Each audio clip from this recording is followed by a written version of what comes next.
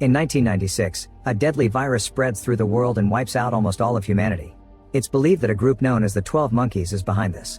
Years later in 2035, survivors live underground while animals wander the earth. In an airport, young James watches a man getting shot to death as a blonde woman rushes to his side. However, this is just a dream, and adult James wakes in a prison in 2035 when he hears the warden yell his name. In the neighboring cell, Jose informs James that he's been chosen to go outside. Rumors say that those that get chosen get a pardon. James is taken to another room where he puts on a hazmat suit and grabs a suitcase. Then he enters a corridor that disinfects him before opening the door so James can go up in the elevator. After following the underground tunnels, James appears on the surface, which is covered in snow. He starts collecting any bugs he can catch and puts them in a jar. A bear suddenly startles him with a roar, but it quickly goes away. James looks around for bugs for a while, ignoring bigger things like birds and lions. Under some snow, he finds a sign with a 12 and a monkey in red, and underneath it says, "We did it." Moments later, James is back underground and given a thorough wash plus an injection. Then he's taken to see the scientists, who lead the remaining survivors. After getting his barcode scanned and a reminder of his crimes, he's tied to a chair. Since James has great memory and observation skills, they want him to go back in time and find samples they can use to create a vaccine. If he's successful, they'll reduce his sentence and help humanity return to the surface. In 1990 in Philadelphia, psychiatrist Catherine is called to the police station, where she learns about a mentally unstable man they just arrested, who took on 5 cops and doesn't show up in any database. When she gets to the cell, she finds Jamie chained to the floor. Between the time trip and the beat up, his mind isn't exactly clear right now, so he tries his best to explain he needs to gather information for an emergency. When he mentions 1996, Catherine corrects him and says it's 1990, meaning the time machine failed. After Catherine confirms James is mentally ill, he's taken to an asylum where he gets another thorough wash. Then a guard introduces James to a patient named Jeffrey, asking him to give him a tour. As Jeffrey shows James around, he keeps on ranting against the system, corporations, and how humans are destroying the planet. Later, James is taken to see the psychiatrists and snaps every time the guards try to grab him. He tells them everything about the virus and the 12 monkeys, explaining that he can't change things now because it's already happened, but instead he'll help the people in the future. The doctors obviously don't believe him, so James says he can prove it with a phone call. However, when he tries the number that the scientists gave him, it's picked up by a normal house, and he realizes that since this is 1990, that number doesn't connect to the proper answer machine yet. That night, James dreams about the airport again. He wakes up in the middle of the night and looks out the window, only for Jeffrey to explain it's impossible to open it. While Jeffrey starts another crazy rant, James finds a spider and eats it, hoping it'll still be a sample. Jeffrey admits that he knows a way out. He won't use it because his rich father will come for him soon. Suddenly, Jeffrey starts screaming, lowering his pants to show his rear to the guards when they come to calm him down. He starts destroying pillows and gets taken away. The next day, Jeffrey and James watch a news story about scientists operating on animals. They both find it cruel, and James says that maybe humanity deserves to be destroyed after all. Jeffrey is shocked but absolutely loves the idea. At that moment, James is given some medicine and soon he falls into a very passive, barely responsive state. Later, Jeffrey shows up with a key he stole from a guard and puts it in James' hand. Then he starts yelling and breaking things to create a distraction, inspiring other patients to act out as well. James is still in a dazed state, so Jeffrey pushes him off his chair to make him react. Moving very slowly and constantly falling, James makes it to the door and opens it to leave the main area. He crosses a corridor and finds a guard who happens to be the prison warden in the future. The front door is locked, so the guard tells him to take the elevator, not caring about his escape. After taking the elevator, James accidentally triggers an alarm and the guards immediately come for him. They quickly surround him and James struggles against their hold, managing to hit a few men before being captured. Then James is tied to a stretcher and left in an isolated room. Afterward, Catherine explains to the other doctors that she has a strange feeling about James, as if she knew him from somewhere. Their talk is interrupted by a guard, who takes them to the isolated room. James has completely disappeared, which is impossible because the room only has a locked door and no other exits. The airport dream haunts James again, and this time he sees a man with Jeffrey's face and a briefcase running away. Suddenly he wakes up alone in a room in 2035. He can hear a man with a raspy voice talking nonsense to him, saying that he may be in the next cell or just a figment of his imagination. Soon James is taken to the scientists, who play a distorted recording of someone talking about the location, the 12 monkeys. James explains he didn't send that message because he was sent to the wrong year and shares what happened. The scientists show him a bunch of old pictures and James recognizes Jeffrey in the 12 monkey crowd. Then they ask him if he wants to try again. Soon James is set up in the time machine, which requires tons of wires and extra calculations to do it right this time. Unfortunately, James shows up in the middle of a battle in World War I. As bodies fall all over the area, the French soldiers interrogate him at gunpoint, but James doesn't speak French. At that moment, a bomb goes off and the soldiers bring a wounded soldier who turns out to be Jose. As a soldier takes a picture, James crawls to his friend, only to suddenly be shot in the leg. As he cries out in pain, another time jump is triggered. In 1996, Catherine is giving a presentation on madness and apocalyptic visions. One of her examples includes a soldier from World War I who spoke nonsense about some disease that would wipe out humanity. The guy just disappeared in the middle of the war and the picture she uses looks like Jose. After the lecture, Catherine signs her book for the crowd and is approached by Dr. Peters, who thinks alarmists are the sane ones and humanity's destruction of the environment is the real lunacy. Afterward, Catherine walks to her car and is jumped on by a mysterious man, who shakes her before getting in the car with her. He claims to have a gun and forces her to take him to Philadelphia, explaining that he doesn't know how to drive because he's lived underground since he was 8. Catherine realizes the guy is James, who apologizes for the attack and claims he needs her help. During the trip, James is excited to breathe fresh air and hear good music on the radio. They also hear about a kid that fell in an abandoned well shaft, but James isn't moved because he remembers this. He claims it was all a prank and the kid is hiding in a barn. Sometime later, the police are told by Catherine's friends that she disappeared and they search her apartment, where they find a message in her machine. A colleague from the mental hospital warns her that James is back and looking for her. Meanwhile, James and Catherine are resting at a hotel. James dreams about the airport again, and this time he sees Catherine as the blonde woman.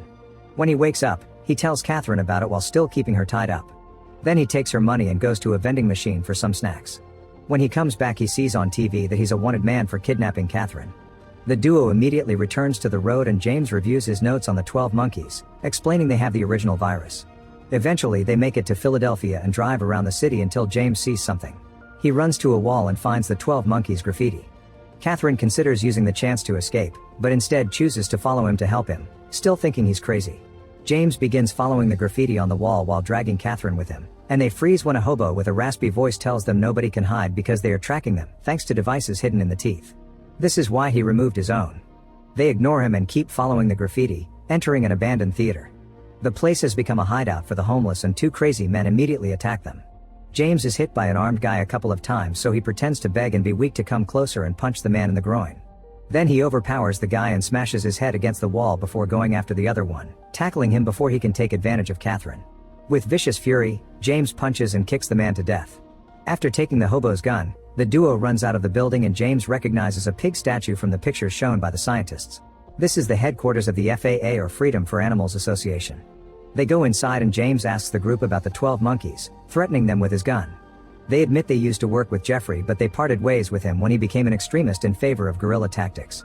Jeffrey formed a new group called the 12 Monkeys after that. His father Leland is a famous virologist who experiments on animals, and James finds a picture of him after tying the group up. A newspaper article shows the time Jeffrey let 100 snakes loose in the Senate. However, after lots of fighting, one day Jeffrey suddenly said he regretted everything and started to support his father's experiments. After stealing an address book from the FAA, James forces Catherine to drive him to Leland's mansion in a stolen car. James is still in pain because of his leg, and when Catherine notices, she stops the car to steal some supplies from a nearby house. Then she takes care of the wound, removing the bullet in the process.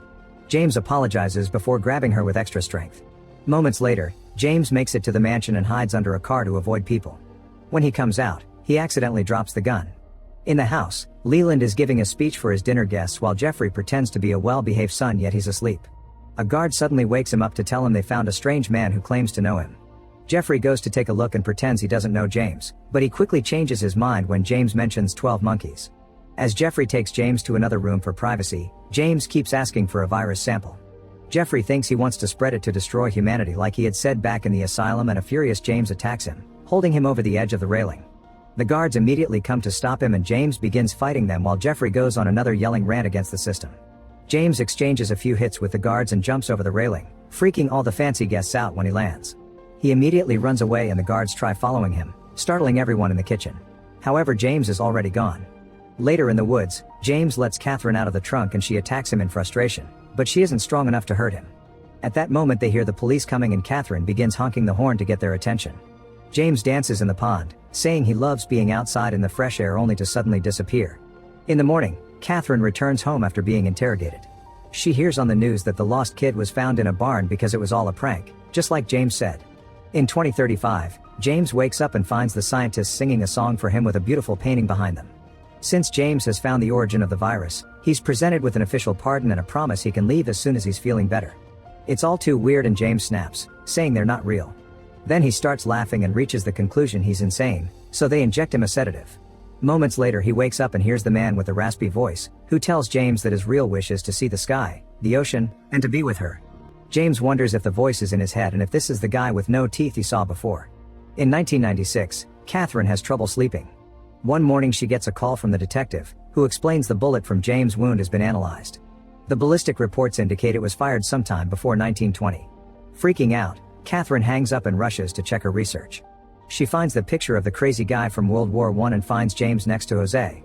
Believing James' story now, Catherine calls Leland to tell him his son will steal the virus, but he promises his security is tight. After hanging up, Leland asks his assistant Peters to upgrade their security measures anyway. Back to James, he tries to convince the scientist to send him back to 1996, promising his outburst in bed had been a result of feeling sick and that he's better now. The scientists give him a pop quiz about the virus, making him list all the locations the virus first appeared at in the right order. James passes it without issues and notices some pictures of graffiti at the FAA building, which wasn't there when he visited. Meanwhile, Catherine is outside the FAA shouting for them to let her in. The group ignores her while revealing Jeffrey is working with them and they lied to James. At that moment a hobo with raspy voices warns her that the police are watching, and Catherine thinks this is the guy James often heard. However, when she asks, the man gets scared and runs away. Getting desperate, Catherine begins painting the graffiti James saw on the picture. At that moment James shows up and tells Catherine he wants to surrender to the police because he's accepted he's crazy. Catherine drags him away, but it's too late, the cop has seen them. Fortunately they cross the street and another vehicle blocks the police car, allowing them to escape. Moments later the duo makes it to a hotel and Catherine pays for only a few hours. The receptionist thinks she's a naughty worker, and after they leave for their room, he calls the guy in charge of this neighborhood's dirty business. In the room, Catherine shows James the picture and tries to convince him it's all real. However, James doesn't care, he just wants to have a normal life here with her. As Catherine hugs him to comfort him, a guy suddenly bursts into the room and accuses her of working in his territory. She tries to explain, but the guy punches her before taking out a knife and grabbing her by the hair. James finally reacts and grabs a phone to start beating him up with it. Terrified, Catherine begs him not to kill him, so James locks the guy up in the bathroom. Catherine worries because she hears screaming, but the door opens and James reveals he removed his teeth like the hobo said. By the time the police arrive, the duo has already escaped through the window. After Catherine also removes her teeth, she and James take a bus downtown. She uses a payphone to call the number James tried back in 1990 and gets excited when she says a carpet cleaning company picked up. She thinks the virus outbreak may be something in James' head after all, but when she starts reciting the message she left in the machine, James finishes it for her. It's the recording the scientists had played for him, meaning it's all real. At that moment they're caught on screen by a shop's cameras, so they run inside to buy disguises. As James looks around, he realizes this is the building he took the bugs from. In the evening, the 12 monkeys are in a bus with a person they just kidnapped, who turns out to be Leland. The doctor tells Jeffrey he knows about his plan, so he made arrangements to protect the virus. Jeffrey says it's too late and the group starts making monkey noises. Eventually they make it to the zoo. Meanwhile, James and Catherine are hiding in a theater while she glues a fake mustache and wig on him. James falls asleep during the movie and dreams of the airport again. When he wakes up, Catherine is gone, but he quickly finds her coming out of the bathroom. Her new look matches his dream perfectly. They hug and share a kiss. In the morning the city wakes up to discover the zoo animals are loose all over the place. The duo takes a cab to the airport intending to leave the country, and the driver explains traffic is worse than usual because the 12 monkeys incident. It turns out it was them who released the animals. They see some giraffes running around and James and Catherine are relieved to see this is the only plan Jeffrey had. It also explains that we did it written on the walls. At the airport, the cops are giving copies of James' picture to all the employees. When the duo arrives, James realizes this is the place from his dreams. Catherine goes to pick up the tickets while James uses a payphone to send another message to the scientists, telling them it wasn't 12 monkeys who released the virus and that he doesn't want to go back. At the front desk, the man with the suitcase from the dream is getting a ticket for all the locations in James' virus list.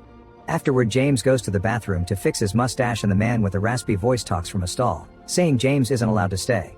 James yells that he's already done his job, but when he opens the stall it's just a terrified businessman. On his way out, James is found by Jose, who confirms the scientists got the new message. He tries giving James a gun, but he turns it down.